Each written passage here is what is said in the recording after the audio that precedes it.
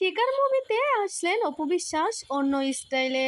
তার glamorous look style দেখে বোঝা যাচ্ছে শিকার মুভি যেন ফাটিয়ে দেবে। এবার যেন আগুনের মতো দগদগ করছে তার চেহারা। এত লোকজনের কথাবার্তা শুনেও তিনি শাকিব খানের সঙ্গে মুভি করতে গেছে, এটাই তার সব থেকে সর্বোচ্চ পাওয়া। কারণ তার মনে মনে এটা অনেক দিন থেকে আশা ছিল শাকিব খানের সঙ্গে একটা মুভি করার। অনেকদিন পরে তার মনের আশা পূরণ হয়েছে। একটা নাচে তিনি আবারও ভাইরাল, আবারও সমালোচনার মুখে পড়লেন। তার এক নাচে পুরা মিডিয়া কেঁপে উঠল। শিকার মুভিতে তার লুক স্টাইল গ্রামার সব কিছুই থাকবে অন্যরকম। তাকে দেখেই বোঝা যাচ্ছে, যদিও তিনি অনেক আগেও অনেক মুভি করেছিলেন কিন্তু তখন তার বেবি ছিল না।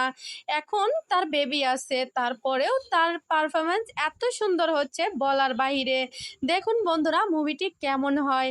তবে আমার মনে হয় মুভিটি জাস্ট হবে, কারণ এই মুভিতে অভিনয় করছে শাকিব খান, আর শাকিব খান মানেই ওখানে কোনো কথা নেই। বন্ধুরা পরবর্তী ভিডিও পেতে চ্যানেলটি সাবস্ক্রাইব করে রাখুন। ধন্যবাদ।